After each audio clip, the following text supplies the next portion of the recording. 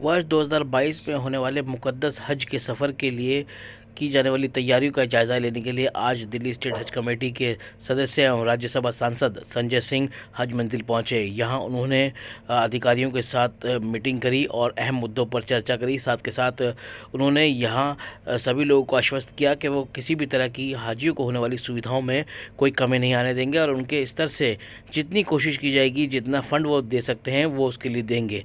इस दौरान उन्होंने यहाँ हज मंजिल मौजूद दिल्ली स्टेट हज कमेटी के दफ्तर का भी जायज़ा लिया और यहाँ अधिकारियों को भी उन्होंने मुबारकबाद दी कि जिस तरह से उन्होंने यह काम कराया है वो कहीं ना कहीं अब जो है बहुत बेहतर स्थिति में दिखाई दे रहा है। और दिल्ली हज कमेटी के चेयरमैन मुख्तार अहमद ने उनका स्वागत किया। पूर्व चेयरमैन इशराक खान, विधायक अब्दुल रहमान, शादाब रिजवी समेत आज हज कमेटी की मीटिंग थी तो हमारे चेयरमैन मुख्तार भाई की अध्यक्षता में मीटिंग हुई और जो कुछ भी यहाँ पर अभी काम कराने की ज़रूरत है उसके बारे में भी चर्चा हुई। माननीय हमारे विधायक जो हज कमेटी के मेंबर हैं अब्दुल रहमान साहब और बाकी हमारे मेंबर साहिबान सब वो सब भी थे। हमारे पूर्व चेयरमैन इसाक साहब वो भी मौजूद थे मीटिंग में।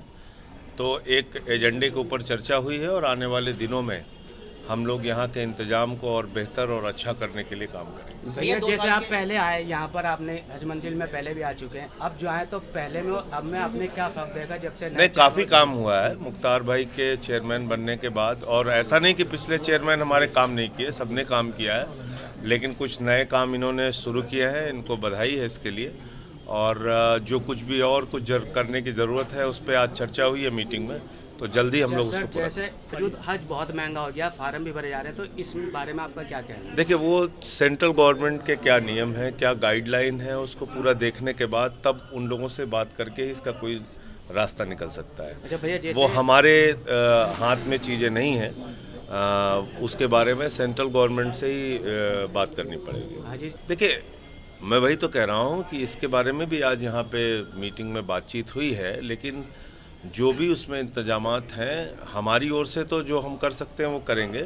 सेंट्रल गवर्नमेंट के हाथ में जो कुछ भी है उनसे बात करनी पड़ेगी और बात करके इसका कोई समाधान निकालेंगे। साहब ज़्यादा व्यस्त रहते हैं और पार्लियामेंट चल रही थी तो इसलिए मीटिंग भी रखी थी। भाई साहब आए, जितने भी जो हज मंजिल में होने वाले जो काम हैं, जो प्रस्ताव हैं, उनके बारे में सबसे बात हुई। कोई बात से भी भाई साहब ने बहुत से काम को भाई साहब ने आश्वासन दिया है, भाई साहब द्वारा कराए जाएंगे। साहब संजय सर हमारे एमपी हैं राज्यसभा से और मेंबर भी हैं हज कमेटी के, और ये बड़ा हमारे हज के ऑफिस के लिए बड़ी खुशकिस्मती है कि सर ने अपना कीमती टाइम यहाँ निकाला। और देखिए, पूरे उत्तर प्रदेश का प्रभार संजय भैया के कंधों पर, पूरा राज्यसभा का वो देख रहे हैं। एक इतनी बड़ी जिम्मेदारी होने के बावजूद संजय भैया की मोहब्बत, उन्होंने हज कमेटी के लिए टाइम निकाला और जितने सवालात थे मीटिंग के अंदर उसमें काफ़ी हद तक भैया ने वादा किया कि हम एमपी लेड से आपको वो दे देंगे और काम करा देंगे।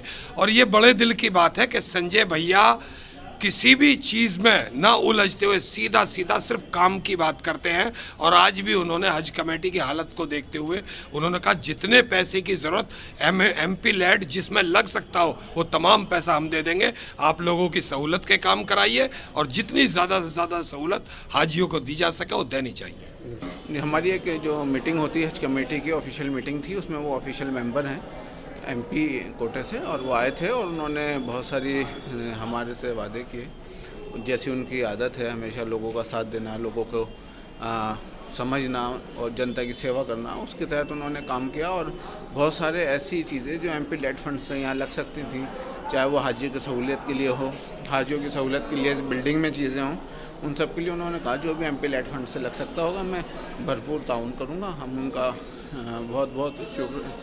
हम उनके शुक्रगुजार हैं कि उन्होंने हज के काम के लिए, हाजियों के सहूलत के लिए, हज की बिल्डिंग के लिए, अपने सहूलतों के लिए सब चीज़ें उन्होंने दी हैं। और आगे भी उन्होंने आश्वासन दिया कि जो भी उनके साथ ज़रूरत होगी वो पूरी हमारे साथ देंगे और हाजियों की सहूलत के लिए काम करेंगे।